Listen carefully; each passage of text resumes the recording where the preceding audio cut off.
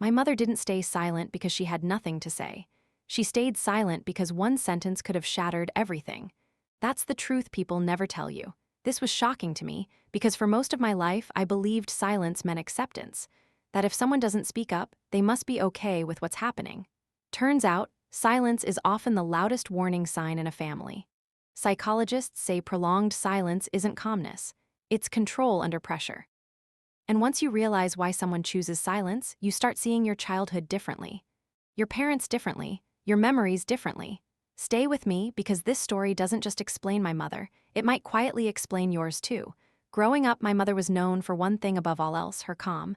People didn't say it once or twice. They said it constantly. At weddings, at funerals, at family dinners where tension sat heavier than the food. She's so patient. She never complains. She's different from other women. That last one was always said like a compliment, as if having limits, emotions, or opinions was some kind of flaw she had successfully avoided. As a child, I absorbed those words without questioning them. When adults praise someone repeatedly, you assume they're right. You don't pause to ask why that person is being praised or who benefits from that praise. You just learn the rule, this is what goodness looks like. Quiet. Agreeable. Unproblematic. My mother fit that image perfectly. She moved through rooms without disturbing the air. She listened more than she spoke. When conflict appeared, she didn't step into it, she stepped around it. At family gatherings, the pattern was always the same. Someone would say something sharp, someone else would raise their voice. Old grievances would crawl back into the open like they'd been waiting for an invitation. And my mother would stand up, smooth her clothes, and go to the kitchen. Not dramatically. Not angrily, just naturally. As if this was the role she'd been assigned long ago and learned not to question. I remember watching her from across the room, thinking she was strong. Adults often confuse silence with strength, and children follow that confusion faithfully. I thought she was above the mess, that she didn't need to argue because she was secure, that she didn't explain herself because she had nothing to prove. It never occurred to me that silence could be a reaction rather than a choice. No one ever asked her opinion in public. They asked her for favors, for help, for understanding, and she always delivered. If someone needed support, she gave it. If someone needed space, she gave that too. If someone crossed a line, she quietly stepped back and pretended the line never existed. People loved her for that, but love like that is conditional. It lasts only as long as you remain convenient. As a child, I didn't see the cost. I only saw the reward: smiles, approval. The way people spoke about her with admiration. I thought admiration meant respect, but admiration can be shallow.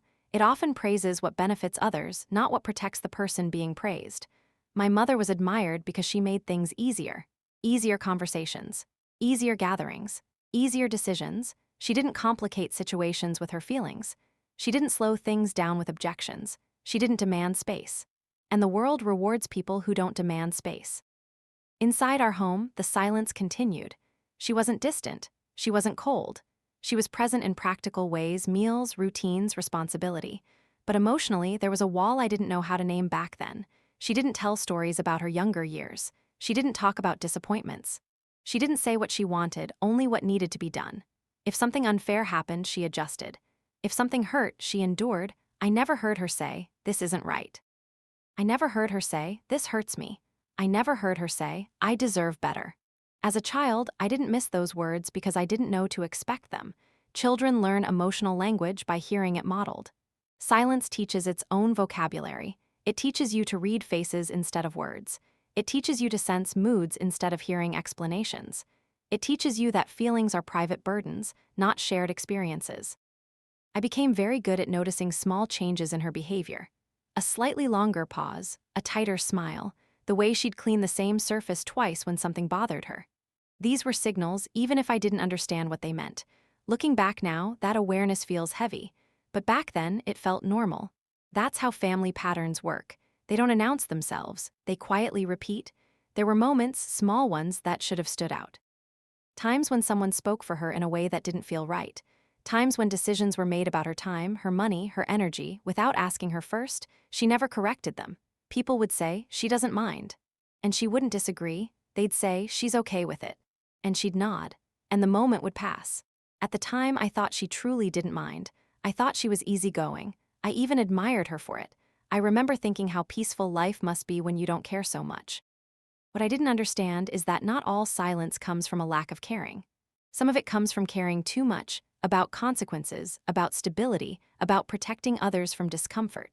Adults around her interpreted her silence as agreement.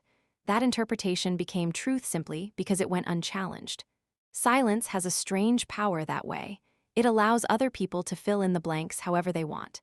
And once they do, correcting them becomes even harder. Inside my own mind, I built an image of my mother that wasn't fully real. I thought she was emotionally self-sufficient, that she didn't need support the way others did, that she had figured out something about life that made pain smaller. That belief followed me for years. When she was tired, I assumed it was physical. When she looked distant, I assumed she needed rest. When she withdrew, I assumed it was her nature. I didn't consider that withdrawal might be protection. There's something uncomfortable about realizing that someone you love has been misunderstood for most of their life, especially by you. That realization doesn't come all at once. It comes in fragments, moments that don't quite fit the story you've been telling yourself. One of the first fragments came when I noticed how differently she behaved with people outside the family. Not louder, not more expressive, just slightly more alive. Her eyes would brighten in small ways. Her posture would shift. She'd laugh a little more freely. It was subtle, but it was there. At home, she was careful. Outside, she was lighter. That contrast confused me. If silence was her personality, why did it soften in safer spaces? I didn't have the language for that question yet, but it lodged itself somewhere deep.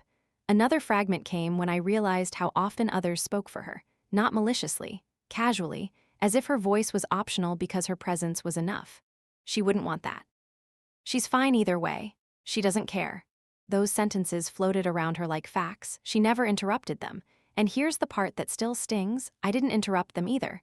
I had learned the same lesson she had without anyone saying it out loud. Don't create friction. Don't challenge what keeps things running smoothly. Silence teaches compliance through example. The praise she received reinforced that lesson. The calmer she was, the more people approved. The more she absorbed without reacting, the more she was admired. No one praised her for honesty. No one praised her for boundaries. No one praised her for speaking up. They praised her for endurance. And endurance, when mistaken for virtue, can trap a person for a lifetime. At some point, without realizing it, I started measuring myself against her quietness. When I felt angry or frustrated, I questioned whether I was being dramatic. When I wanted to speak up, I wondered if I was overreacting. Her silence became the standard. That's the hidden influence of a quiet parent. They don't tell you how to behave. They show you what behavior is rewarded. And so the silence didn't just belong to her. It lived in the space around her. It shaped the atmosphere of our home. It shaped the way I understood conflict, expression, and worth. There was no single moment when I thought, something is wrong here. There was only a slow accumulation of unanswered questions. Questions I didn't yet know how to ask. The first crack didn't arrive as a dramatic confrontation or a sudden realization. It slipped in quietly, the way most uncomfortable truths do, disguised as an ordinary moment that refuses to sit right afterward. It happened during a family gathering that looked exactly like all the others. Same familiar faces. Same predictable conversations. Same unspoken rules about what could and couldn't be said. I remember sitting slightly apart from the main group, half listening, half observing, in that detached way you develop when you've been in the same environment too many times. That's when I heard my mother's name, not spoken to her, spoken about her. The tone wasn't cruel. That's what made it worse. It was confident, casual, as if the conclusions being drawn were obvious truths that didn't need her presence to be validated. She agreed to it. She never said no. She didn't mind. Those sentences floated through the air like settled facts. No hesitation, no uncertainty. Everyone nodded along, the way people do when a narrative has been repeated enough times to feel solid. I felt something tighten in my chest, because I knew my mother. And I knew she did mind. I had seen the tension in her shoulders when those decisions were made. I had noticed the way her movements slowed afterward, as if her body was carrying something heavier than usual. I had felt the quiet shift in the house when she adjusted to something she hadn't chosen. Yet here were people rewriting her reality with ease. The most unsettling part was not that they were wrong. It was that they believed they were right. And why wouldn't they? From their perspective, she had never corrected them. That's when the first uncomfortable thought took shape, not fully formed but impossible to ignore. What if silence isn't agreement? What if it's simply the absence of a safe alternative? I didn't say anything in that moment. The room wasn't built for questions like that.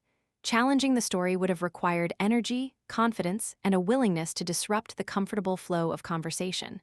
None of that felt possible, so I stayed quiet, and in doing so, I realized something that unsettled me even more. I was protecting the same system that had silenced her. That awareness didn't feel empowering. It felt exposing. Like seeing your reflection in a place you didn't expect it. As the gathering continued, I watched my mother more closely than I ever had before. Not as a child watching a parent, but as someone trying to understand a pattern. She moved through the room as she always did. Polite, helpful, attentive to everyone else's needs. If she heard her name, she didn't react. If she sensed tension, she smoothed it over without drawing attention. It struck me then how much effort that must take. Remaining silent isn't passive. It requires constant awareness. You have to anticipate reactions, measure consequences, decide in advance which battles are worth fighting and which ones aren't. Silence demands emotional labor that rarely gets acknowledged. I began replaying memories with a different lens. Times when she was asked to take on responsibilities without being consulted. Times when her preferences were summarized by others in ways that felt too convenient. Times when she was thanked for her understanding after situations that clearly demanded more than understanding. Back then, I had accepted those moments as normal. Now, they felt heavy. The crack widened as another realization followed. Her silence had trained everyone around her to stop listening. When someone consistently doesn't speak, people stop checking in. They stop asking questions. They stop wondering if their assumptions are correct. Silence becomes permission, not because it is, but because it's easier to treat it that way. That's a dangerous dynamic, because once a narrative is established, changing it feels like a disruption rather than a correction. I noticed how often people spoke for her in her presence, not aggressively, not disrespectfully on the surface, just casually, as if her voice was an optional accessory rather than a necessity. She wouldn't want to. She's okay with it. She doesn't really care. Each sentence removed her a little more from her own story, and she let it happen, not because she didn't notice. I could see it in the way her expression shifted slightly, just for a moment, before returning to neutral. That micro-expression said everything she didn't. The realization hit slowly but firmly. Silence hadn't protected her voice. It had replaced it. That understanding was deeply uncomfortable because it forced me to confront a hard truth. By interpreting her silence as calmness, I had unknowingly participated in erasing her. I had admired her restraint without asking what it cost her. I had respected her composure without questioning the pressure behind it. And now that pressure was visible everywhere I looked. I started noticing the imbalance in conversations. Who was allowed to speak at length? Whose opinions were treated as authoritative? Whose discomfort was acknowledged and whose was brushed aside? My mother fell into the last category every time. The crack wasn't loud, but it was irreversible. Once you see that silence can be misunderstood, you can't return to the comfort of ignorance. Every quiet moment starts to carry weight. Every unspoken reaction becomes meaningful. I wanted to ask her about it right then, to pull her aside and say, "Do you actually agree with all this?" But something held me back. Fear, maybe, or respect. Or the realization that if she had wanted to speak, she would have. That thought confused me for a long time, because wanting to speak and being able to speak are not the same thing. And that distinction sat heavily with me as the evening ended, as goodbyes were exchanged, as everything returned to normal on the surface. Nothing had changed outwardly, but inside me, the story I had believed for years no longer fit. Her silence was no longer neutral. It was no longer invisible. It was asking to be understood, even if it never asked to be explained. And once that crack appeared, it quietly spread into every memory that followed. People love simple explanations. They like clean cause and effect stories that don't require much emotional effort. That's why one sentence shows up again and again whenever silence is questioned. If it was really that bad, she would have said something. That sentence sounds reasonable, logical, even. It carries the comfort of fairness, the belief that truth naturally rises to the surface when something is wrong. It assumes the world responds kindly to honesty. But that assumption only holds up in environments where speaking doesn't come with a cost. For many people, especially within families, speaking isn't a right. It's a risk assessment. I didn't understand that growing up. As a child, I believed words were neutral, that you could say what you felt, and the worst that might happen was disagreement. What I hadn't yet learned was that some systems are built to punish disruption, not reward clarity. Families are one of those systems. They run on roles, expectations, and unspoken contracts. When someone challenges those rules, even politely, it doesn't just affect a conversation. It threatens the structure everyone relies on to feel stable. And structures don't defend themselves gently. In families like mine, harmony was valued above honesty. Not because honesty was unimportant, but because honesty was inconvenient. It slowed things down. It forced people to confront uncomfortable truths. It asked them to take responsibility instead of passing it along. Silence, on the other hand, kept everything moving. I started noticing how quickly tension was smoothed over when my mother didn't respond. Discomfort evaporated. Conversations continued. Plans stayed intact. Her silence acted like a lubricant for the entire system. Once I noticed that, I began to understand why speaking might not feel safe. Safety isn't just physical.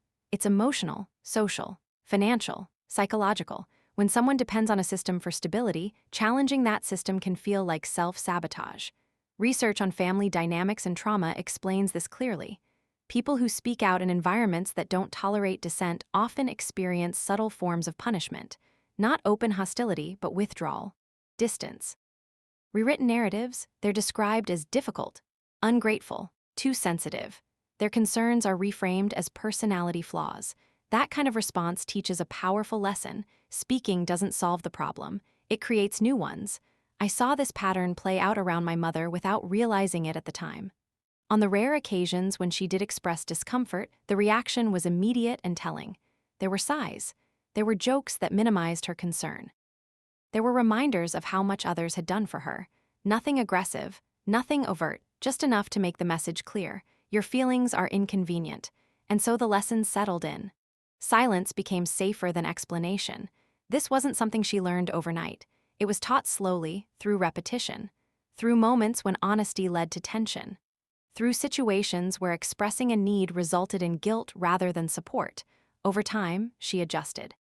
She learned to anticipate what would be accepted and what wouldn't. She learned which topics were welcome and which ones quietly closed doors. She learned that saying nothing often preserved peace more effectively than saying the right thing. That kind of learning doesn't feel dramatic. It feels practical. From the outside, people see a calm person. Inside, there's constant calculation. Will this be misunderstood? Will this be used against me? Will this change how they see me? Will this make things harder later? Those questions don't disappear. They just become automatic. And once silence works, once it prevents conflict, preserves relationships, or avoids consequences, it reinforces itself. I started to recognize how much her silence was tied to responsibility. She wasn't just protecting herself. She was protecting the family from instability, from arguments, from uncomfortable truths that might force change. Change can feel dangerous when you're the one holding everything together. That's another thing people overlook. Silence is often carried by the person with the most to lose. When someone is emotionally central to a family, when they're the one smoothing things over, managing relationships, maintaining routines, their voice becomes dangerous. Because if they speak, the entire system has to respond. It's easier for everyone if they don't. So the pressure doesn't come from one person. It comes from the structure itself. I remember moments when speaking felt possible for me, but not for her. When I could express frustration and be labeled emotional or dramatic, but she couldn't without being seen as disruptive. That contrast confused me for a long time. Why could I speak, but she could? The answer wasn't permission. It was position. She had more to lose. Her role in the family required stability, required sacrifice, required restraint. Speaking would have challenged not just a situation, but an identity she'd been assigned and accepted. Once you realize that, silence stops looking passive. It starts looking like labor. Unpaid, unrecognized labor. And like most invisible work, it's only noticed when it stops. I also began to understand how silence can be mistaken for agreement simply because it's convenient to interpret it that way. When someone doesn't object, others get to proceed without guilt. They get reassurance that they're not causing harm. They get to feel justified. Challenging that comfort requires courage, but it also requires safety. Without safety, courage becomes recklessness. That's something motivational slogans never mention. It's easy to say, speak your truth, when your truth won't cost you connection, security, or dignity. It's much harder when honesty threatens your place in the world. For my mother, silence was a way to remain inside the circle, to avoid being pushed to the margins, to ensure that life kept moving in a predictable way. Predictability can feel like safety when chaos has consequences. I noticed how carefully she chose her words when she did speak, how measured they were, how neutral, as if every sentence had passed through an internal filter designed to remove anything that might provoke discomfort. That kind of filtering takes energy. It wears you down. And yet, from the outside, it looks effortless. People assume silence means calm. They don't see the internal negotiation happening in real time. The truth is, speaking up is a privilege disguised as bravery. It requires an environment where mistakes are forgiven, where discomfort doesn't lead to punishment, where relationships can handle tension without fracturing. Not everyone lives in that environment. Once I accepted that, the question shifted. It was no longer, why didn't she speak? It became, what made silence the safer option? That question opened up a deeper understanding of her world. A world shaped by expectations, consequences, and learned restraint.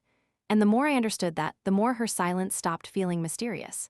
It started feeling inevitable, not because she lacked courage, but because she understood the cost of using it. There's a point in heavy stories where everything starts to feel tight.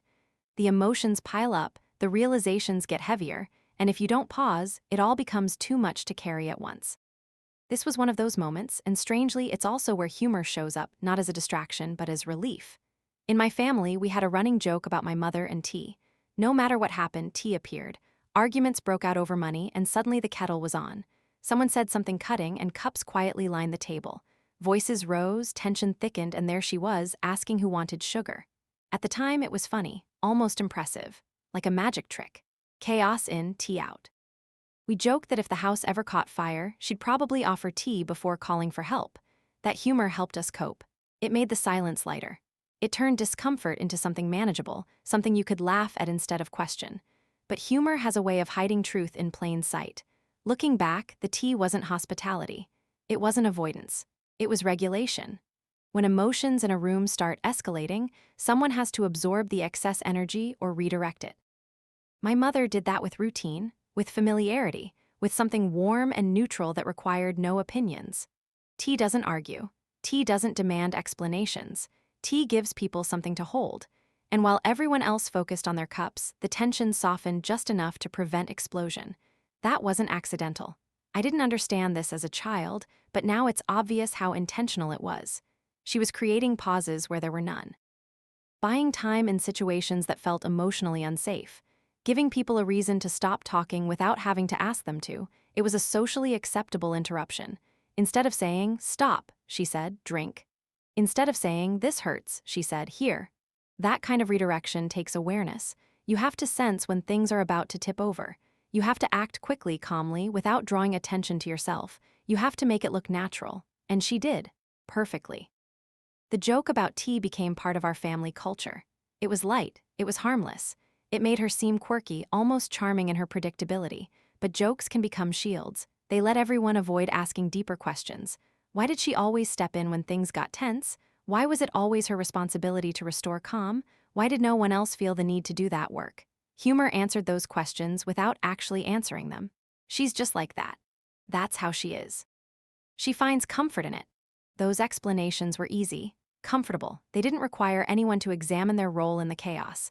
I remember moments when the tea came out and the room visibly relaxed. Shoulders dropped. Voices softened. People leaned back in their chairs as if the danger had passed. It made me realize something important much later.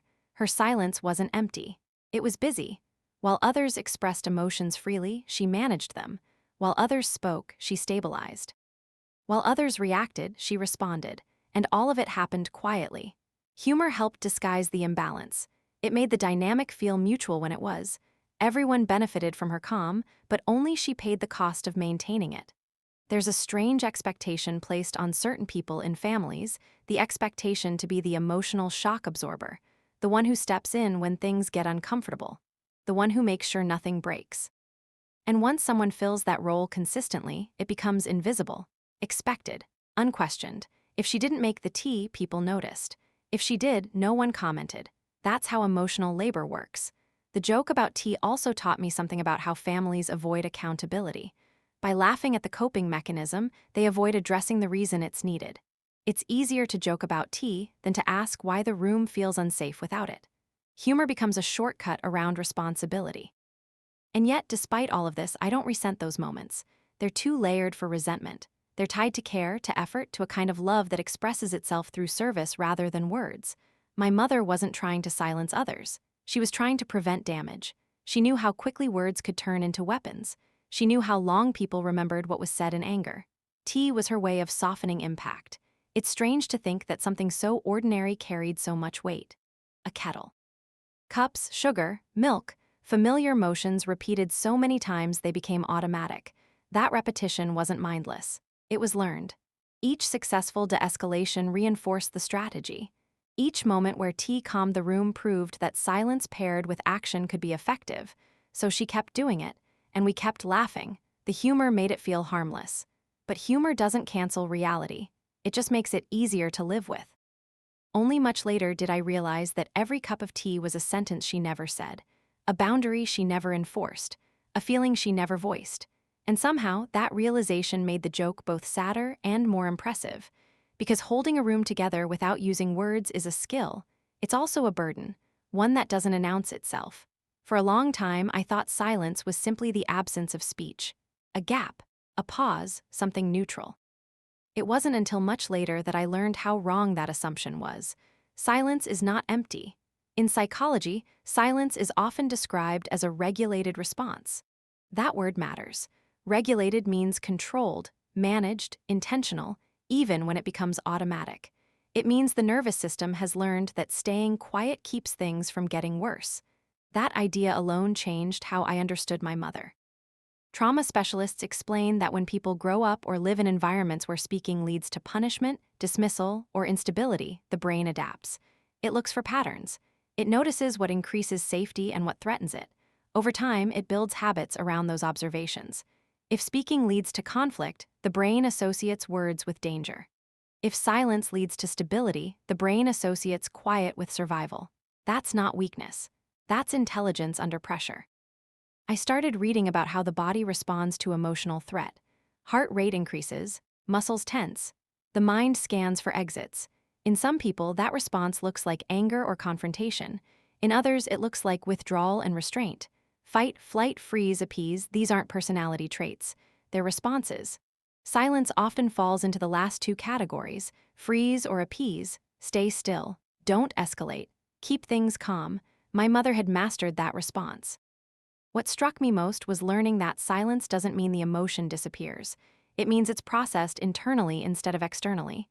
The feeling still exists. The body still carries it. The mind still revisits it.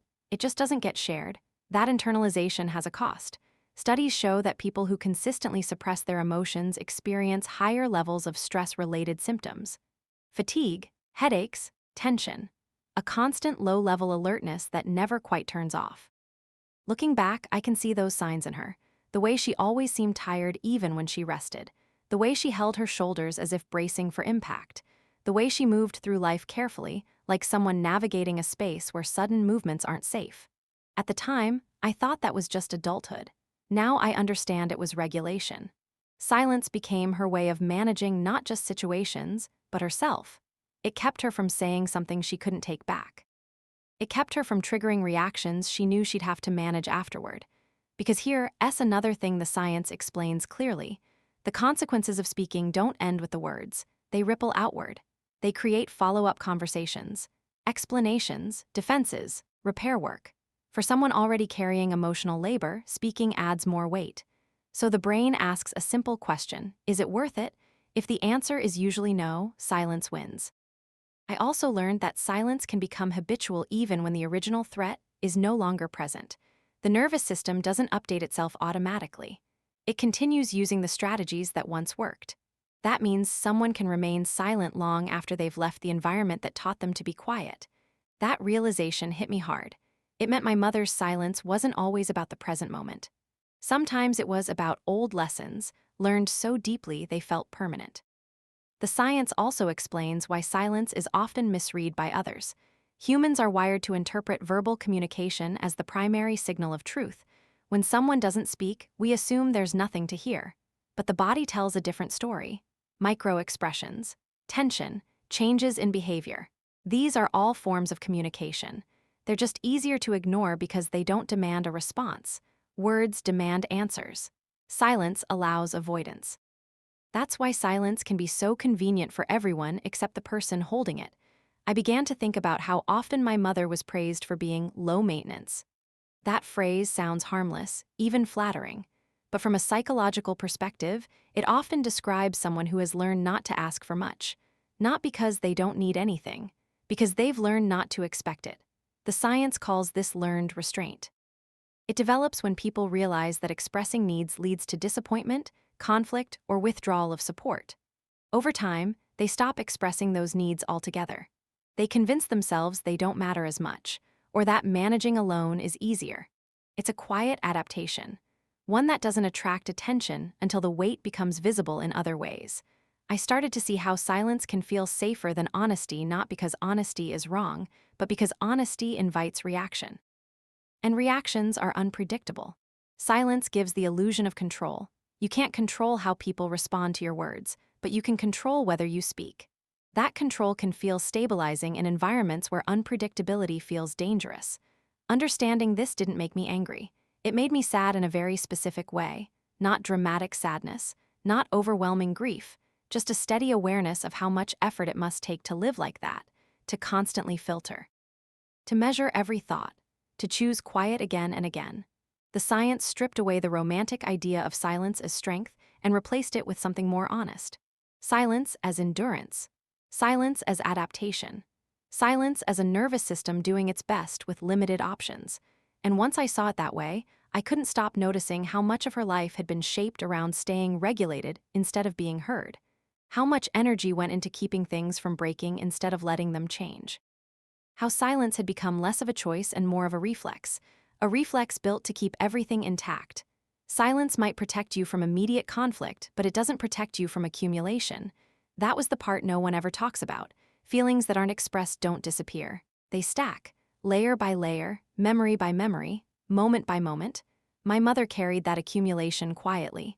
From the outside, her life looked manageable, functional, stable. She showed up. She did what was expected. She rarely asked for help. People assumed that meant she was coping well. But coping and carrying are not the same thing. There's a difference between managing life and living it. When someone is always managing, there's no space left for relief. Everything becomes a task, even emotions. I noticed it in the way she moved through her days, not rushed but waited, like someone who had learned how to balance too much without letting it spill. Her routines were precise, repetitive, predictable, as if structure itself was holding something in place. That kind of structure doesn't come from preference. It comes from necessity. Silence had given her control over external chaos, but internally it demanded constant vigilance. You have to remember what you didn't say. You have to track unresolved feelings. You have to hold contradictions without releasing them. That mental effort is exhausting. Over time, it shows up in the body. Not dramatically, subtly. Tired eyes. Shallow breaths, a posture that never fully relaxes.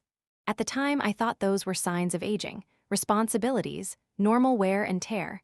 I didn't connect them to emotional suppression because no one teaches you to look for that connection. But the body remembers what the mouth doesn't say. Research backs this up.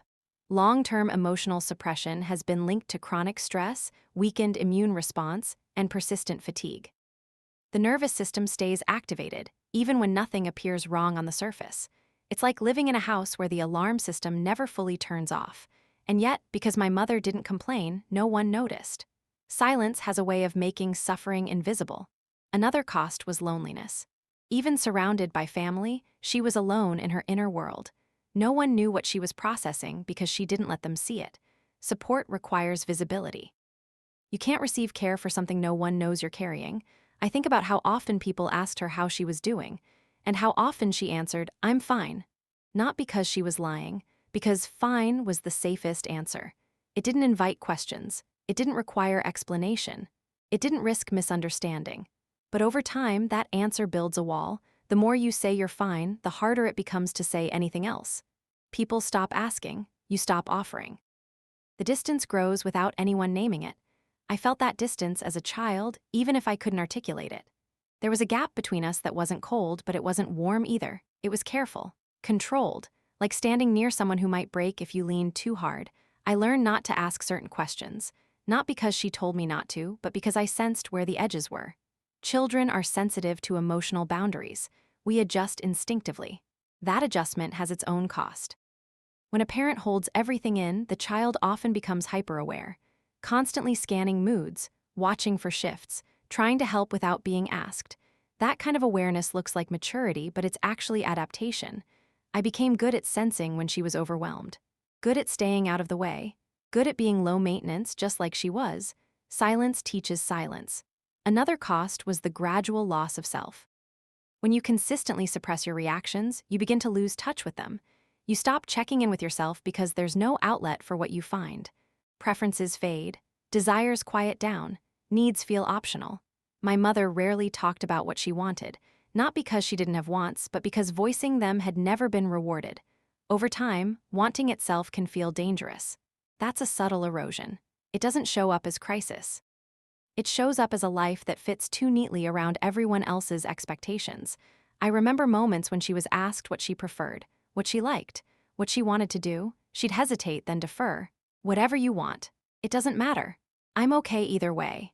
Those phrases sound generous, easygoing, but said often enough, they start to erase a person.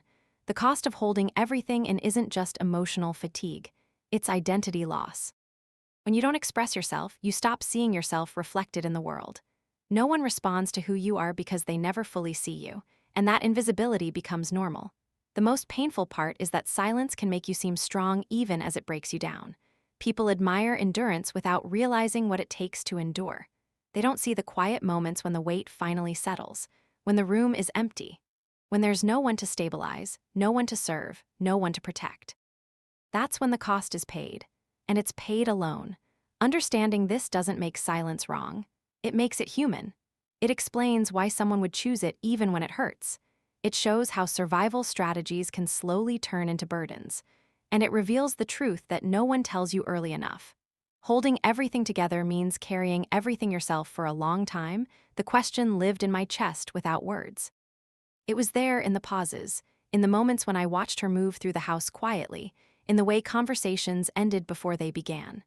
I knew there was something I wanted to ask, but wanting and daring are very different things. Asking that question felt like crossing a line I didn't fully understand. It felt like opening a door that had been closed for so long that no one remembered what was behind it. What if I asked and she shut down completely? What if I asked and she felt exposed? What if I asked and nothing changed? Silence teaches you to be careful with curiosity. So I waited. Years passed. The question matured, shaped by everything I had started to notice and everything I had learned to name. It wasn't anger driving it. It was a need for clarity, a need to stop guessing. When I finally asked, it wasn't dramatic. There was no confrontation, no raised voices. It happened in an ordinary moment, the kind that doesn't feel important until later. The timing wasn't planned, it just felt possible. I said it gently, almost casually, as if asking about the weather. Why didn't you ever say anything? The words hung between us longer than I expected, not awkwardly, heavily, as if they had weight. She didn't answer right away. Her eyes didn't meet mine. She looked somewhere else, somewhere far, like she was sorting through years before choosing one thread to pull. That pause told me more than an immediate answer ever could. It held history, calculation, care. Finally, she spoke. I didn't want you to grow up inside the war I was fighting. The sentence landed slowly. It wasn't loud. It wasn't dramatic, but it changed everything. In that moment, her silence stopped being a mystery. It became a decision, not a perfect one, not a painless one, but a deliberate one. She wasn't avoiding conflict because she didn't care. She was absorbing it so I wouldn't have to. I felt something shift inside me. Guilt, gratitude, sadness, understanding all at once.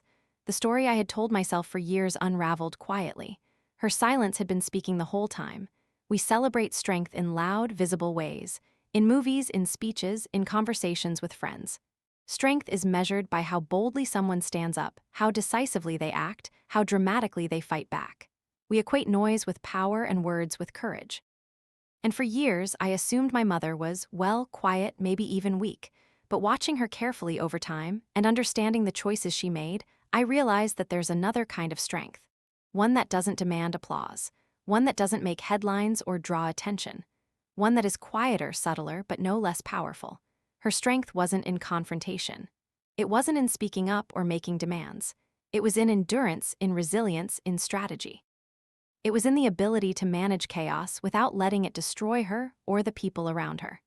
That kind of strength isn't recognized by society the way verbal bravery is, but it requires just as much courage, sometimes more. Think about it.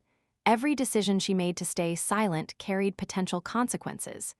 Each time she swallowed words or suppressed her feelings, she weighed the emotional cost. She anticipated reactions she couldn't control, she predicted conflicts she couldn't prevent, she calculated how to preserve relationships without destroying herself. That's not passivity, that's mastery under pressure. There's also a type of bravery and restraint.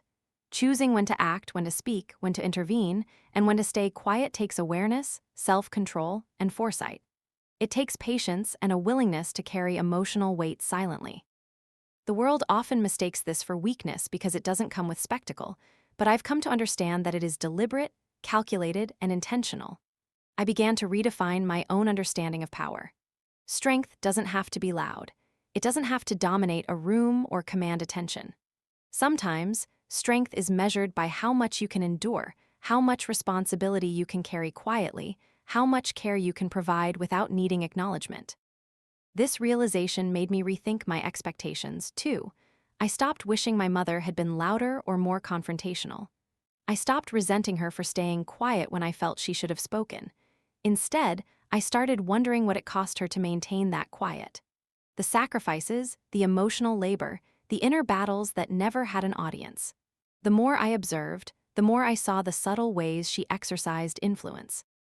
The gentle redirections, the quiet protections, the moments when her presence alone prevented chaos. Her strength was hidden, often invisible to outsiders, but it shaped everything around her. It shaped the home we grew up in, the people we became, and the emotional landscapes we navigated. Redefining strength through her example didn't just change how I saw her, it changed how I saw the world. I began noticing quiet forms of power everywhere. The colleague who diffuses tension calmly, the friend who listens without judgment, the parent who sacrifices endlessly without complaint. Strength doesn't always roar. Sometimes it whispers, and those whispers can be louder than any shout. By learning to recognize this quiet strength, I also began to see myself differently. I realized that endurance, careful thought, patience, and strategic silence are not weaknesses, they are skills. And they are forms of courage that demand acknowledgement, even if no one applauds them. Through this lens, my mother's silence became a story of empowerment. A story that doesn't need dramatics to be remarkable. It's the kind of strength that teaches subtlety, care, and awareness. The kind of strength that survives, endures, and ultimately shapes generations. As I pieced together the truth behind my mother's silence, I realized that it had taught me lessons I hadn't understood as a child, lessons about patience, observation, resilience, and empathy. At first, I resisted them. I had grown up believing that speaking up was the only measure of strength, and yet her life suggested otherwise. Slowly, I began to see that her approach carried wisdom that I had been blind to for years. One of the first lessons was the importance of listening. Not just hearing words, but noticing what wasn't being said. Her silence forced me to pay attention to subtleties, shifts in tone, micro-expressions, pauses, the unspoken weight of certain moments. I became sensitive to the feelings that exist beneath words, and that skill, I realized, is rare. Most people miss it entirely because they are too busy waiting to speak. Another lesson was the power of restraint. In a world that often glorifies immediate reaction, she taught me that sometimes the greatest impact comes from waiting.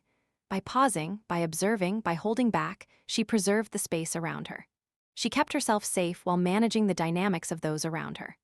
I began to understand that restraint is not weakness, it is strategy. Her silence also taught me about emotional endurance. She carried burdens, worries, and responsibilities that would have overwhelmed anyone less disciplined. She did it quietly, without complaint, without demanding attention. That endurance shaped her, and through her shaped me. I learned that strength often shows itself in how you withstand what others cannot see. Empathy was another lesson, intertwined with all the others. My mother's silence was never selfish. It was protective, not just for herself, but for everyone around her. She absorbed tension so that we wouldn't have to. She shielded fragile feelings. She smoothed conflicts. That taught me that strength is not only about surviving for yourself, it's about considering the well-being of those around you, even when it comes at a cost. And finally, I learned the value of reflection.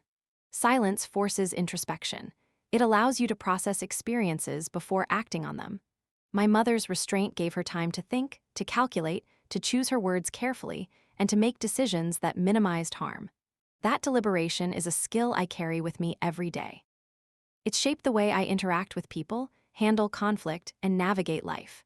The cumulative lesson is that silence can be powerful, nuanced, and intentional. It is not the absence of courage, it is courage expressed differently.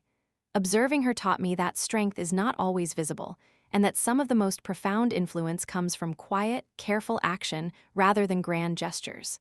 Her silence became a blueprint for navigating complexity. It taught me to respect what I cannot see, to value subtlety, and to understand that sometimes the loudest lessons are the ones whispered through actions, endurance, and patience. These lessons didn't arrive all at once. They revealed themselves slowly, like pieces of a puzzle coming together over time. Through understanding her silence, I gained insight into human behavior, relationships, and the unseen forms of power that shape lives quietly, persistently, and often without recognition. It's a lesson I carry with me every day, and one I recognize in others who live quietly yet impact profoundly. Understanding my mother's silence changed the way I viewed not only her, but myself and the world around me. For so long, I had measured strength, influence, and courage by the volume of one's voice, the boldness of one's actions, and the immediacy of responses. But learning what she had endured, the choices she had made, and the emotional labor she had carried quietly made me realize that my definitions were incomplete. The first shift was in empathy. I stopped expecting everyone to express themselves the same way I did. I began noticing the different forms of communication that exist beyond words: a look, a pause, a careful action. I started to understand that people often speak through behavior rather than speech, and that sometimes their silence is their truest expression. Observing her had trained me to be more perceptive, patient, and compassionate in ways I hadn't anticipated. The second shift was in my understanding of resilience. True resilience isn't always about bouncing back from adversity with bold declarations. Sometimes it's about enduring challenges quietly, managing emotional landscapes, and sustaining care under pressure. My mother's life taught me that resilience could be hidden, invisible, and still profoundly impactful. That realization reshaped how I respond to stress, conflict, and interpersonal tension in my own life. I also began reflecting on my own patterns of communication. Watching her navigate life with careful silence made me question when my words truly serve me, and when they might cause more harm than good. I learned that speaking isn't always necessary, that timing matters, and that choosing when to voice concerns can be as powerful as voicing them outright. This understanding gave me a new kind of confidence, one grounded not in assertiveness alone, but in awareness, strategy, and patience. Perhaps most profoundly, I learned about self-preservation and boundaries. Silence had allowed my mother to survive situations that could have been overwhelming or damaging. Her restraint was protective, not passive. It was a way of setting boundaries without confrontation, of preserving herself while managing relationships, and of teaching the people around her to navigate carefully. Witnessing that gave me tools to manage my own life more thoughtfully, to understand the stakes of conflict, and to prioritize both emotional safety and personal agency. Finally, understanding her silence encouraged me to reevaluate societal assumptions about strength and value. So often, quiet endurance is overlooked, misunderstood, or mistaken for passivity. Through her example, I realized that people's contributions, courage, and intelligence can exist in subtle forms that don't seek validation or attention. Strength doesn't need a spotlight. Influence doesn't need applause. And endurance doesn't need recognition to be remarkable. Her life became a mirror, showing me that the loudest lessons are often learned in silence. That patience, careful observation, and quiet courage can transform a household, a family, or even a community in ways that words alone cannot. Understanding this changed how I measure value, success, and courage, not by what is said, but by what is carried, what is preserved, and what is endured with care, thoughtfulness, and quiet determination. In reflecting on her, I began to see that silence can be a form of mastery, a skill honed over a lifetime, and a quiet legacy that shapes generations in profound ways. One of the most remarkable things I realized about my mother's silence was how profoundly it shaped everything around her, even when no one noticed. People often think that impact requires visibility, that influence is measured by recognition, applause, or acknowledgement. but her life proved the opposite. Her choices, restraint, and quiet presence affected the family, the household, and even me in ways that were invisible at the time but undeniable in retrospect. Her silence created an environment that demanded awareness. We learned, often unconsciously, to pay attention to nuance, tone, and unspoken cues. Small gestures became signals. Pauses became messages. A look or a slight change in posture could carry more meaning than an entire conversation. Living around her taught me, and those who observed her, to communicate in ways that transcended words. It also shaped relationships. She modeled emotional regulation, teaching through example rather than instruction. People learned patience around her. Conflict was less frequent because she anticipated it, softened it, and diffused it before it escalated. Her silence forced others to adapt, to be mindful, and to consider consequences before speaking. That influence was quiet but profound. It shaped behavior, decision-making, and even emotional growth. Another aspect was resilience. Her life demonstrated that survival and strength are not always visible. The way she carried burdens, mediated tensions, and prioritized others' well-being created a ripple effect of stability. It allowed those around her to function, to thrive, and to make mistakes without catastrophic consequences. Her endurance formed the unseen foundation for our family life, holding it together even when storms arose. I also noticed how her silence shaped my own development. It taught me to observe before reacting, to consider the hidden costs of action, and to understand the motives and emotions behind people's behavior. In ways I only fully recognize now, her quiet presence shaped my decision-making, emotional intelligence, and interpersonal skills. I learned that leadership doesn't always need to be loud. Sometimes, guiding through influence rather than authority is more effective. Even moments that seemed ordinary carried weight. The way she handled daily routines, responded to challenges, or navigated family expectations, all without complaint or fanfare, modeled patience and endurance. Those small examples became lessons embedded in daily life, showing me that impact isn't always dramatic, but it is cumulative. Her silence also challenged societal expectations about voice and power. In a world that often equates strength with visibility, she proved that influence, care, and courage can exist entirely in subtle, unspoken forms. She redefined what it means to matter, showing that being effective doesn't require attention, and that sometimes the most meaningful contributions are the ones that go unseen. Through observing and reflecting on her life, I realized that silence, when intentional, can be transformative. It can guide behavior, stabilize systems, teach emotional intelligence, and provide the foundation for growth, all without ever demanding acknowledgement. And in recognizing this, I began to see the incredible, unseen impact she had on everyone she touched, shaping lives quietly but powerfully. Before you leave this video, don't comment praise. Instead, think of one sentence you've never said, not because you couldn't, but because it felt unsafe. Write it down somewhere private. You don't have to share it. Because silence loses power the moment it's understood. And sometimes, understanding is the loudest form of respect.